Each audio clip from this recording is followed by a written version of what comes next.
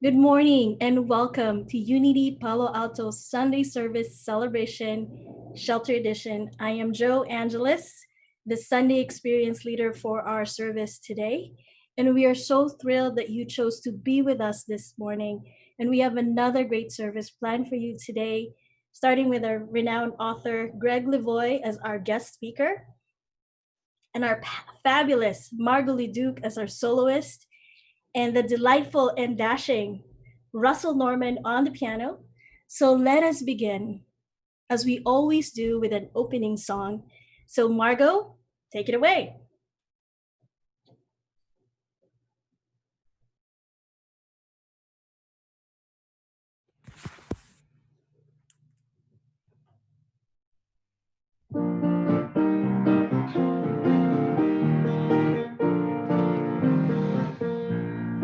I'm in the right place at the right time, and I'm just where I'm supposed to be. I'm in the right place at the right time, and I'm just where I'm supposed to be. I'm in the right place at the right time, and I'm just where I'm supposed to be. I'm in the right place at the right time, and I'm just where I'm supposed to be. Oh, my soul is welcome here. Oh, my soul is welcome here. I am getting the message loud and clear. My soul is welcome here. Oh, my soul is welcome here. Oh, my soul is welcome here. I am getting the message loud and clear. My soul is welcome here. I am getting the message loud and clear. My soul is welcome here. Good morning. It's so good to connect with all of you this morning. Welcome to Unity Palo Alto service. We are part of a worldwide movement of prayer, publishing, education, teaching positive, practical, spiritual principles that you can apply every day to help you live a more joyful and abundant life. Unity is a spiritual movement. We are welcoming and inclusive, and wherever you are in your spiritual journey, you are welcome here. We have 5 principles that guide us on our spiritual path. First principle, God is. There is one power and presence active in the universe and in our lives, God, the good, the omnipotent. The second principle, God is the substance and intelligence innate in every person and in all creation. Third principle, thoughts in our mind produce after their kind. That means we have the ability to affect our world. Our fourth principle, the practice of prayer and meditation. Prayer and meditation connect us with that creative, constructive power of God to work in and through us.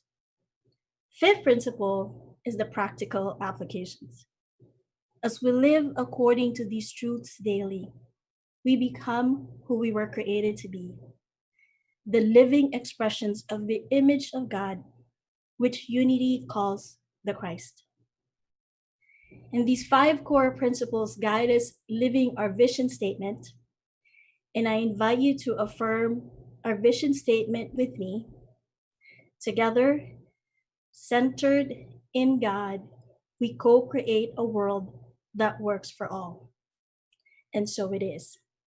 We are a welcoming and vibrant community with many virtual opportunities for spiritual growth, sacred service, and celebrating our community. Starting with this afternoon at 1:30 p.m., our guest speaker, Gregg Levoy, is offering a webinar entitled The Coronavirus is a Calling. So this is our opportunity to dive into how your own life might grow and evolve as a result of this pandemic and your response to it. What is the chaos of the coronavirus? And is it calling you, whether creatively, professionally, interpersonally, or spiritually? So 1:30 today, join Gregg Levoy at 1:30. And with all this sheltering in grace, do you have any pent up energy from all of this sheltering? So here is a special invitation from Karen Friedman. Good morning, everyone. It's Karen here. I am fine-tuning the playlist for the upcoming dance party I'll be hosting on Friday, July 10th at 7 p.m. I'm planning an hour of music that will make you want to get up and dance. We will each be Zooming from our own homes. You can dance from your chair if you like, with your camera on or off, it's up to you. It's just going to be a fun hour to enjoy the music and each other. Be sure to sign up on the website and invite your friends. Everyone is welcome from all over the country. Your $20 admission will go toward our center. I'm so looking forward to a fun hour with you on July 10th.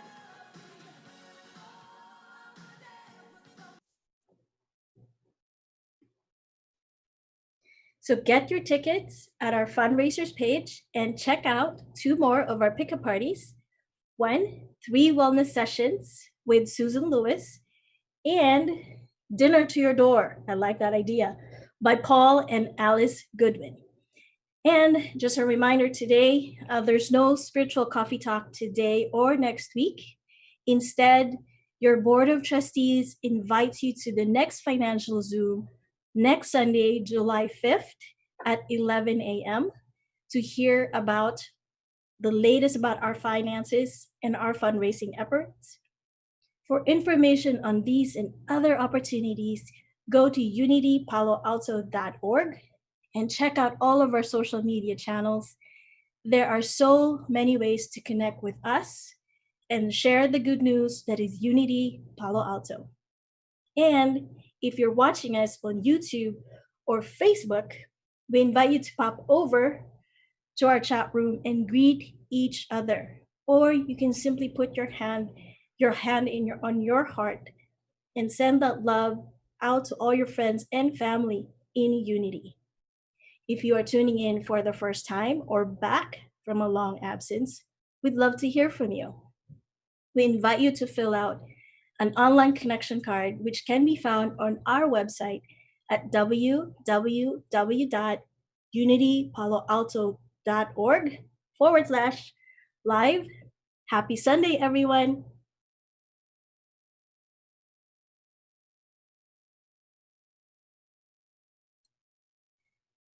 And now we turn it over to Margo for our call to worship.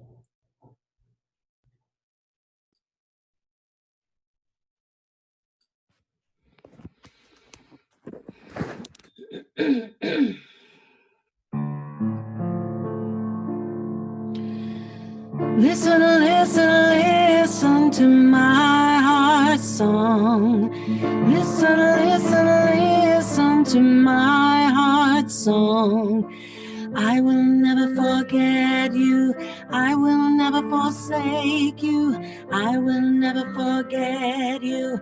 I will never forsake you. Listen, listen, listen to my heart song. Listen, listen, listen to my heart song.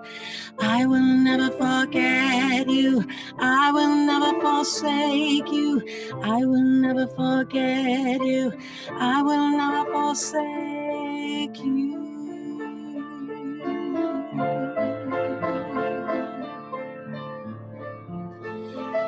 Listen, listen, listen to my heart song. I'll never forget you. I will never forsake you.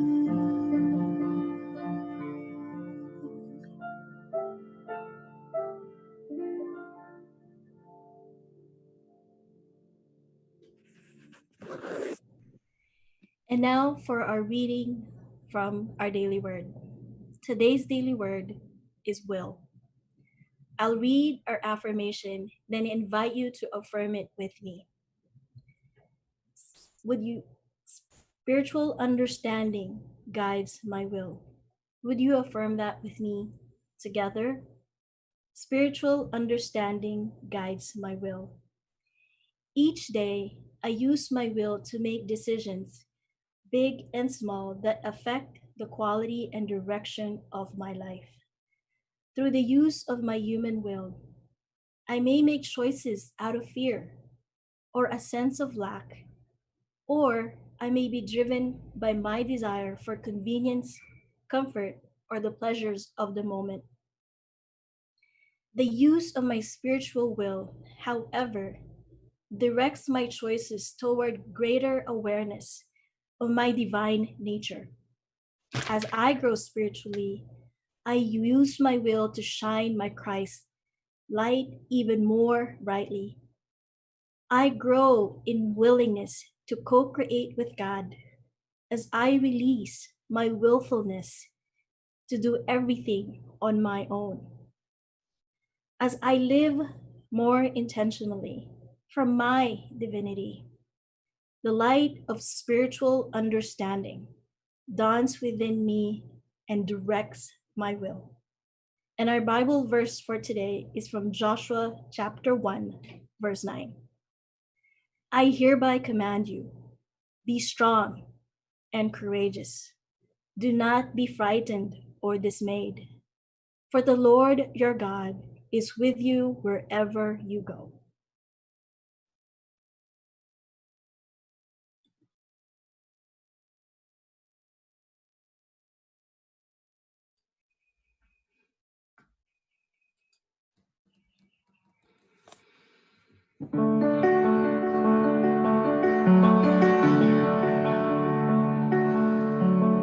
Standing here in your presence, in a grace so relentless, I am one by perfect love, wrapped within the arms of heaven, in a peace that lasts forever, sinking deep in mercy. See, I'm wide awake, drawing close, stirred by grace, and all my heart is yours. All fear removed, I breathe you in, I lean into your love. Oh, your love.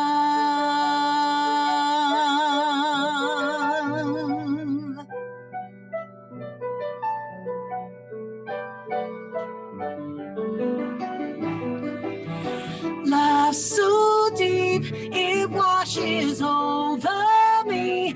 Your grace is all I see. I give my everything. Love so deep, washes over me. Your grace is all I see. I give my everything. Oh, I give my everything. Give it all, give it all. Love so deep, it washes over me. Your grace is all I see. I give my everything. Love.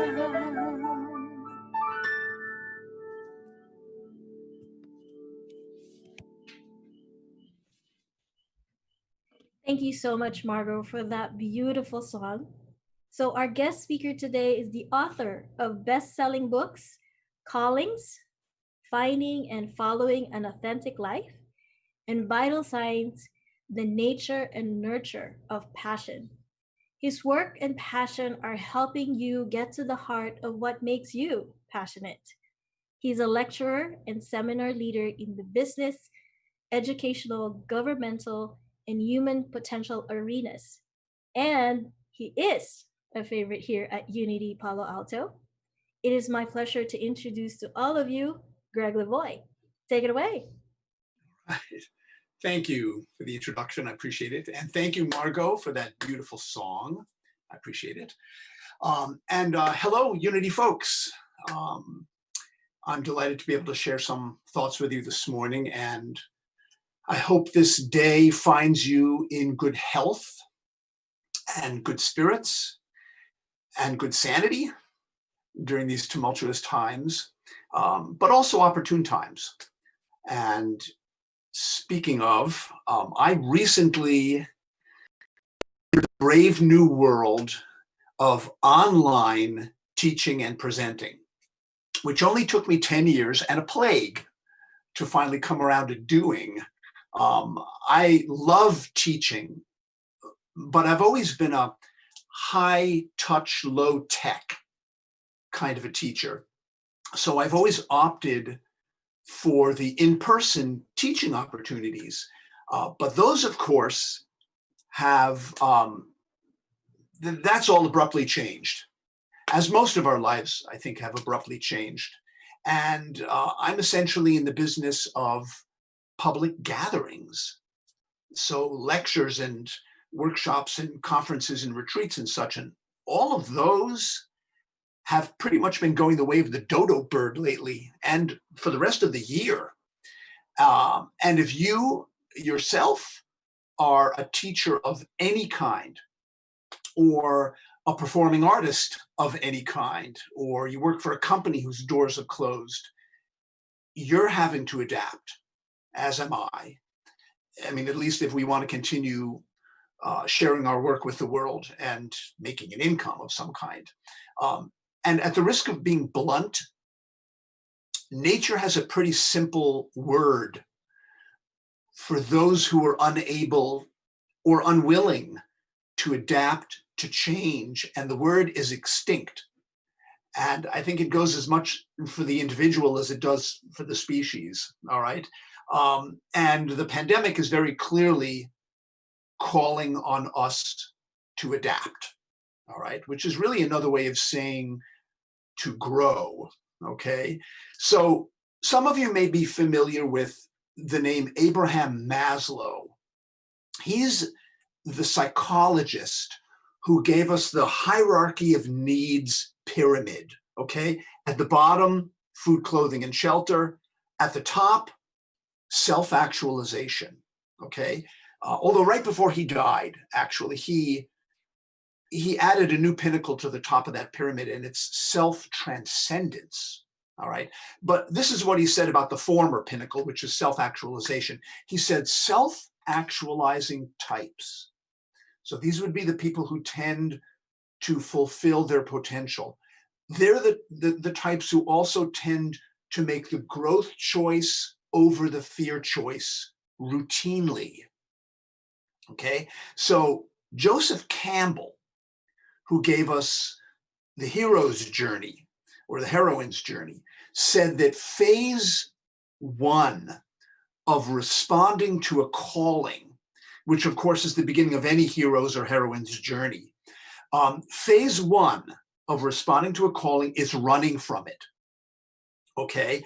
It's resistance and fear and self-doubt and maybe anger at having your boat rocked, which of course callings specialize in, all right?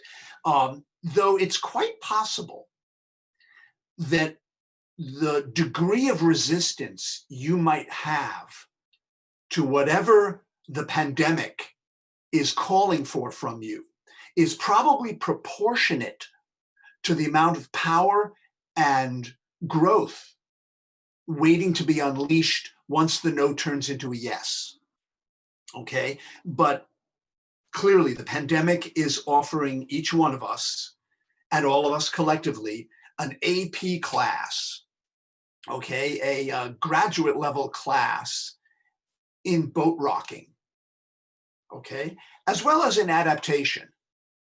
And actually the fact is humans have proven themselves to be extremely good at adaptation.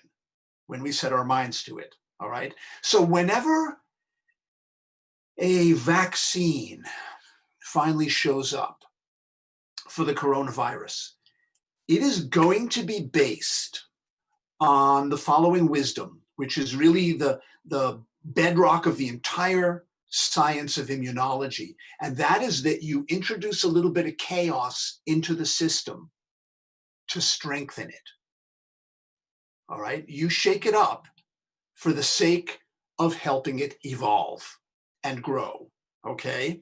And it's interesting to me that in the central creation story in the Western canon, which of course is Genesis, chaos with a capital C is described as the condition of the earth before it was formed.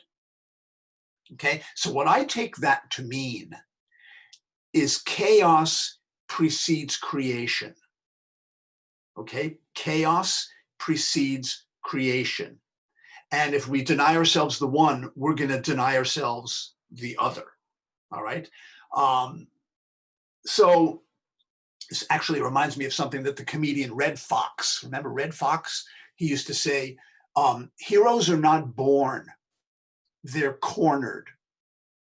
I love that. I think it's appropriate to this conversation. So one way to approach the pandemic, and one of the purposes I think that it can serve, is in exploring how your life might grow and evolve as a result of it. All right, what the chaos in the coronavirus might be calling for from you personally, whether in whatever department, whether this is in the creative department or the social and interpersonal department, the spiritual department. All right, it's really an opportunity to take an inventory.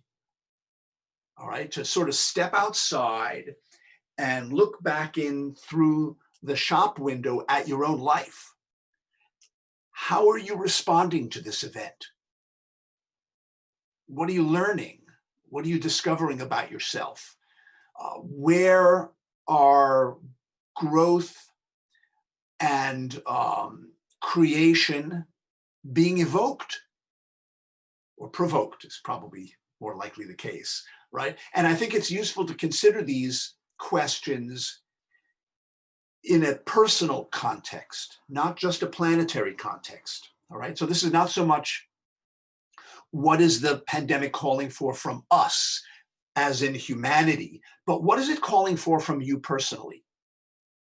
Okay. And to think of this not even in a philosophical point of view, like what is the ultimate purpose of this event?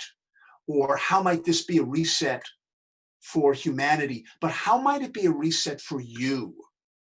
Okay, so and frankly, to pose questions to yourself along the lines of what wants to emerge for you or awaken in you as a result of this rather unprecedented event. All right, what is being given an unexpected entrance cue by all this? What course corrections are being called for? What silver linings are appearing? And of course, what do you want your new normal to look like once the pandemic is in the rearview mirror? Okay, so let me give you some examples of some of the questions that I've been posing to myself throughout all of this, and will, in fact, in the webinar this afternoon. So here's one. Science tells us that an asteroid ushered out the dinosaurs, all right, and gave the mammals underfoot, including our forebears, a shot at prominence. Okay, so using that as an analogy, once the dinosaurs, if you will, of the status quo are sidelined, which of course they are for most of us presently, parts of us that are normally overshadowed are given an opportunity to come out into the light. Okay, For example, I have a friend who owns a retail store.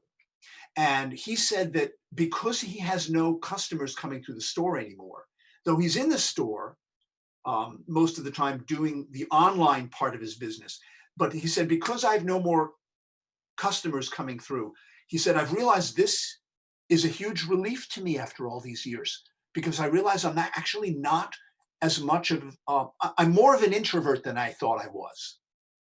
Okay.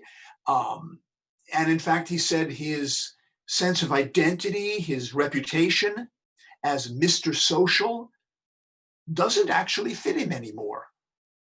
And now he's taking some time to explore this more introverted part of himself. So the question is, what parts of yourself are you finding emerging into the light as a result of this event? What are you discovering or rediscovering perhaps about yourself as a result of it? All right. Here's another question that I've been noodling on. Shakespeare wrote Macbeth, King Lear, and Antony and Cleopatra during a plague.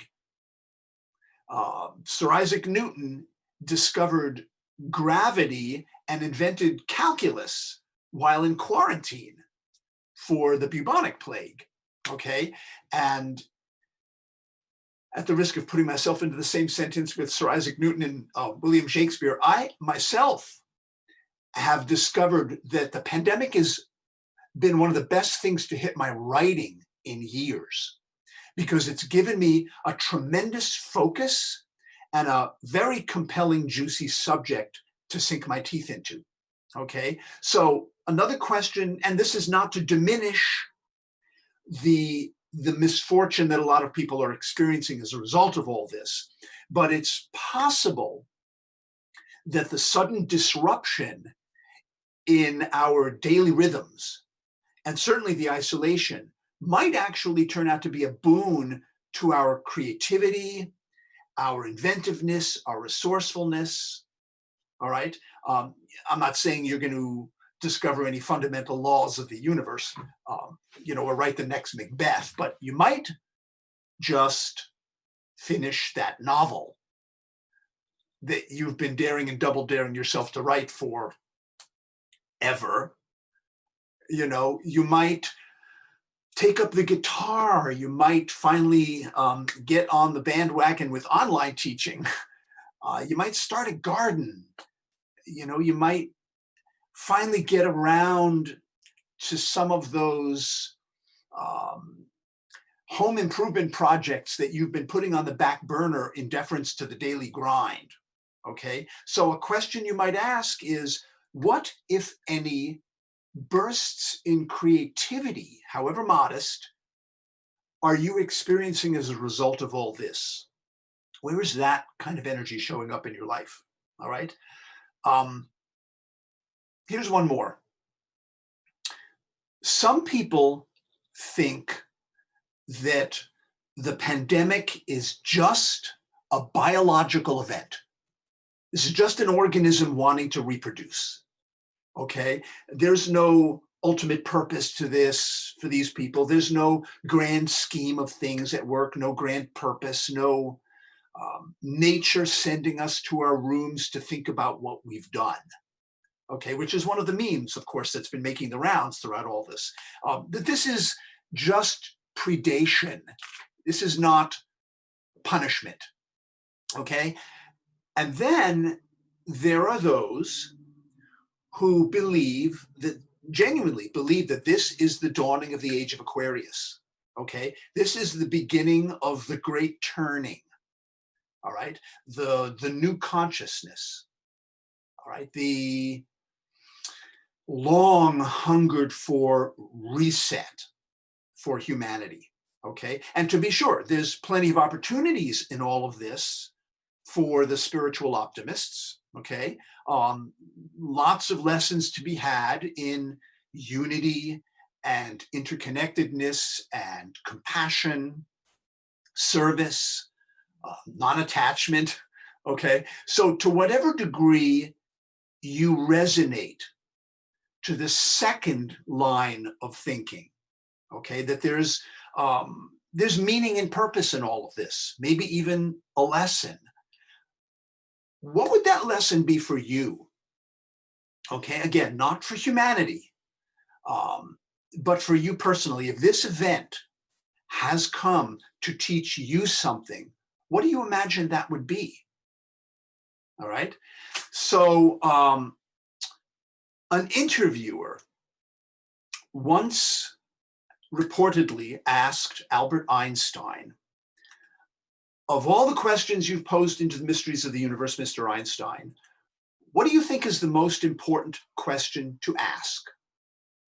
All right. And Albert Einstein reportedly said, is the universe a friendly place or not? Okay. And how you answer that question is going to impact how your life unfolds, I think, right? How you're going to interpret and respond to the things that happen to you, including events like the pandemic, okay? So you've heard the expression, trust the universe, okay? Trust the universe. I've been thinking about that expression a lot lately, as I often do during challenging periods in my own life. And I've been trying to sort of deconstruct it a bit more than usual this time around.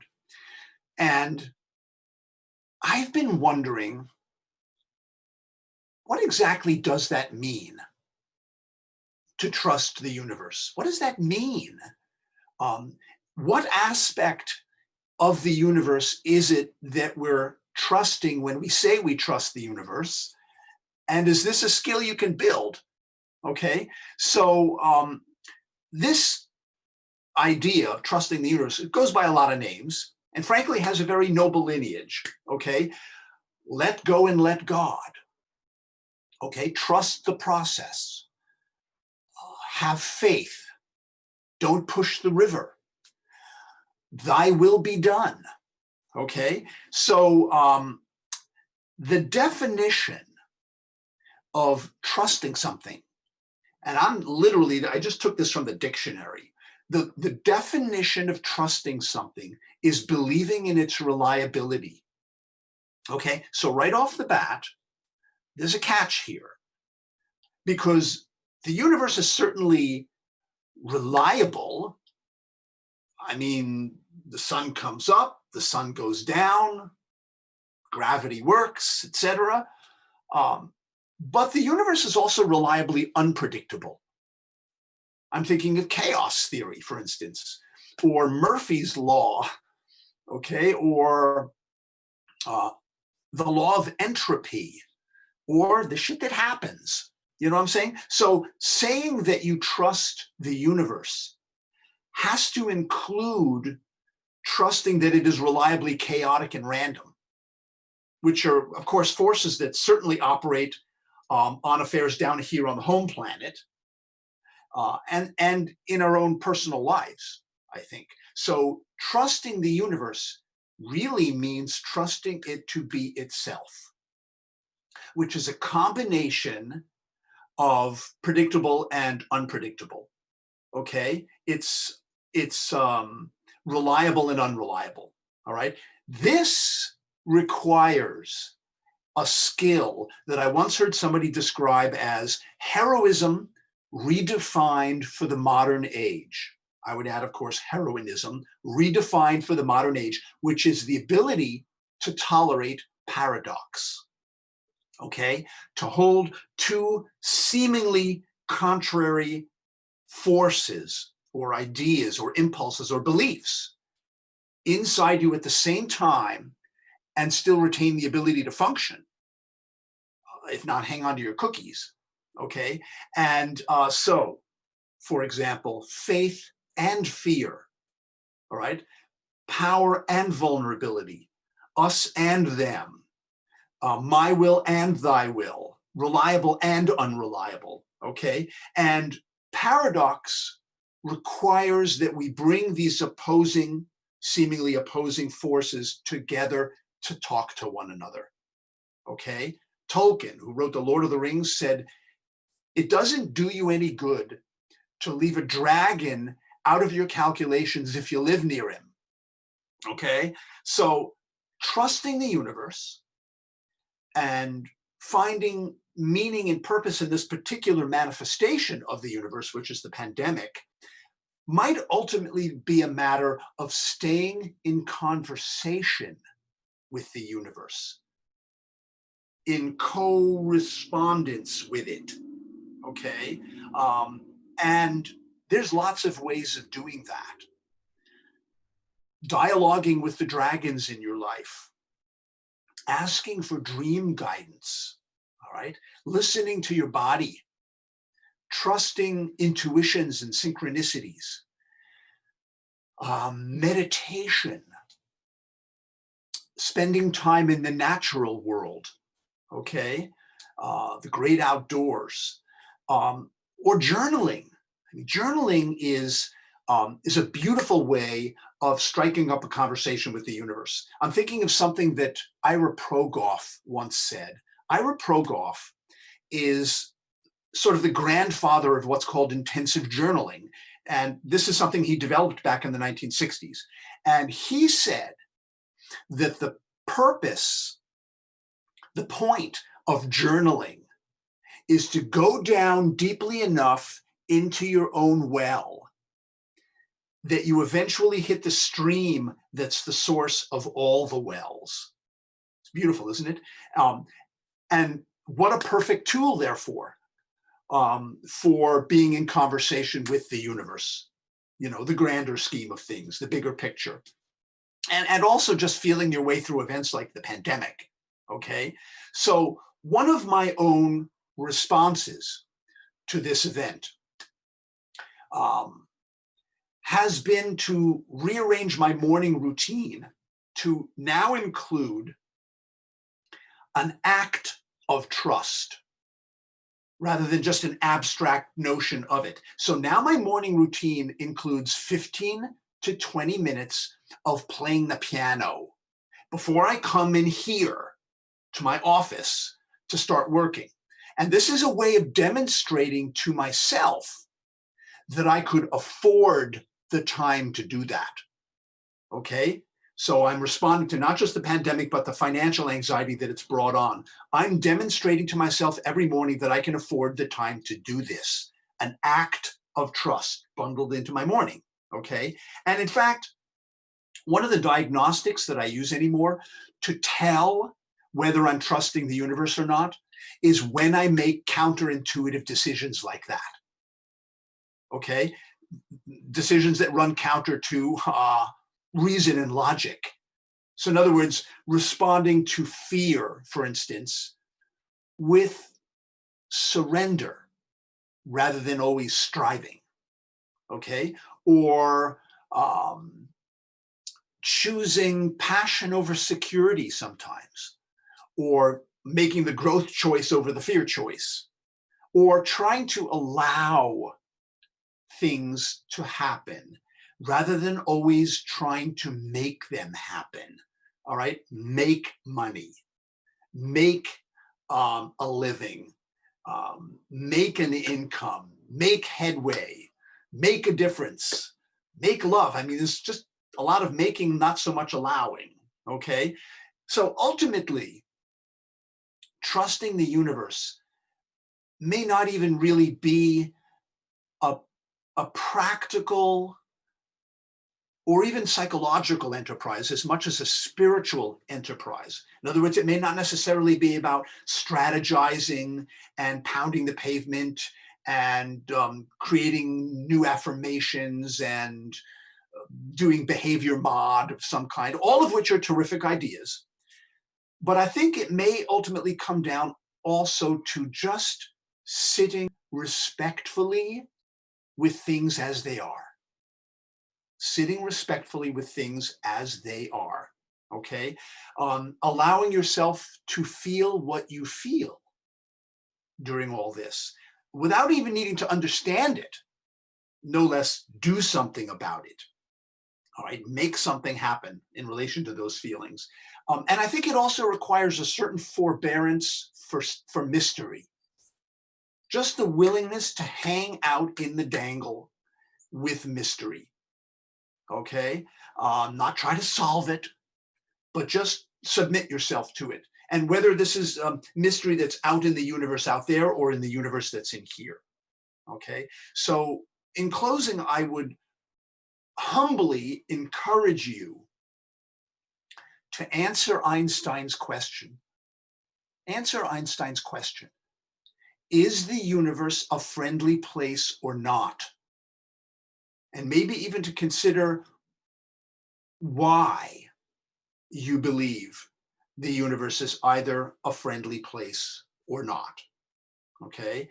And I would also simply add that as for the webinar this afternoon, 1:30 to 3:30, this is a very hands-on opportunity to look at what this whole event, which is apparently far from over, is calling for from you. All right. So I hope you'll come. And I want to thank you for inviting me back. And I wish blessings to each and all of you. Thank you. Thank you, Greg. And now I invite you to relax by taking a nice deep breath. Hold it for a moment and let it go. You may close your eyes or soften your gaze and take another deep breath. Hold it for a moment and let it go. And for now, just watch the coming and going of your breath as you settle into this present moment. With your focus on your breath, just set aside any noises of the past or any apprehensions about the future. Just for now, as you focus on your breath, you simply allow yourself to settle in this present moment, in this now. And in this moment, you simply allow your heart to open, to listen, to heed whatever your heart is calling you to do. Because in our hearts, Spirit or Source or God is saying, this is the way, walk in it. And we continue to listen to this voice of Spirit in our hearts in the silence.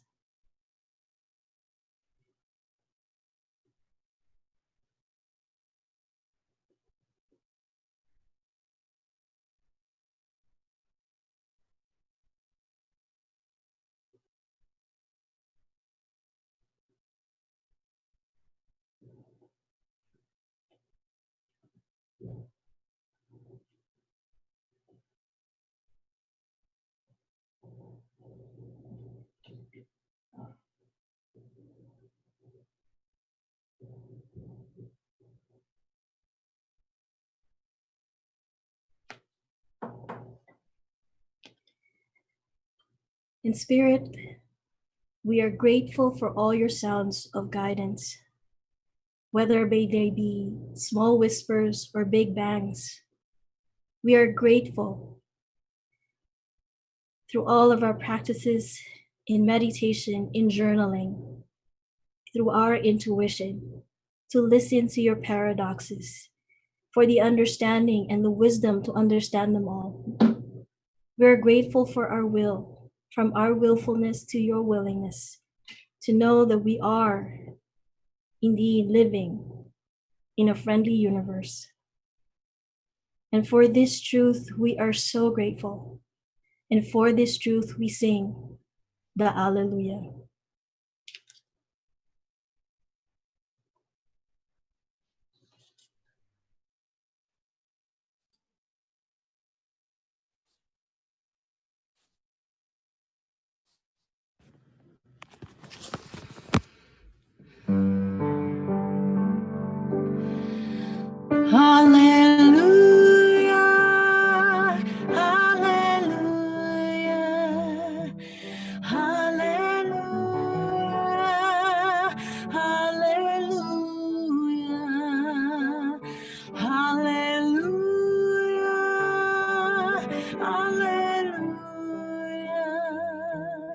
Hallelujah. Hallelujah.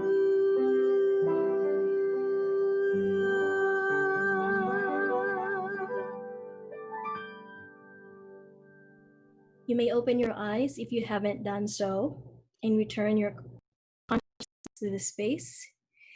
Unity Palo Alto is committed to helping you live life better through personal growth and spiritual practices. We are here to help you discover your spiritual magnificence and live from that magnificence every day. So, wherever you are in your spiritual journey, you are welcome here. And let us now move into our time of affirmative prayer as we hold all of our prayer requests in our hearts, knowing that divine love is doing its perfect work in each situation, revealing the spiritual magnificence in each person and establishing spiritual wholeness now. We hold in our hearts our local, state, national, and world leaders, seeing them making wise and loving decisions for peace on earth and equality and justice for all people. And we affirm divine love is doing its perfect work now, and so it is. Amen. Now we step into our spiritual practice of living in the flow of abundance. Unity Palo Alto is a self sustaining spiritual center helping people all over the world do life better through spiritual living. And there are so many ways you can financially support our spiritual center on the screen. And I invite you to bless your offering and fill it with your love right now.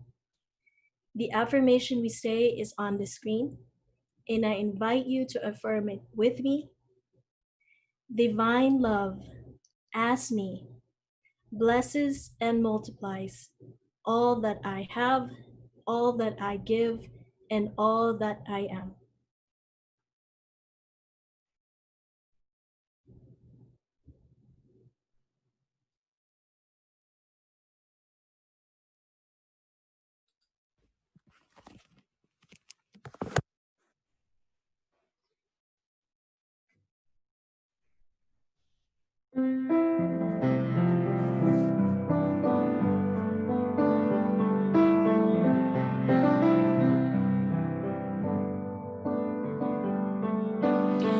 Higher than the mountains that I face, stronger than the power of the grave, and it's constant through the trials and the change.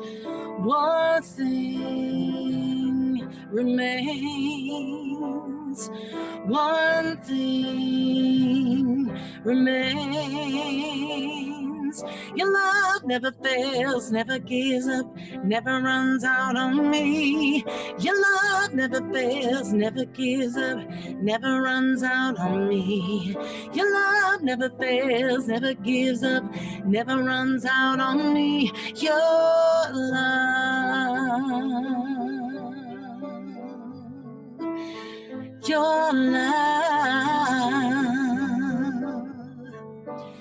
On and on and on and on it goes. It overwhelms and satisfies my soul. And I never ever have to be afraid. 'Cause one thing remains. One thing remains. Your love never fails, never gives up, never runs out on me. Your love never fails, never gives up, never runs out on me. Your love never fails, never gives up, never runs out on me. Oh no, it never gives up, runs out on me. No, no. Oh no.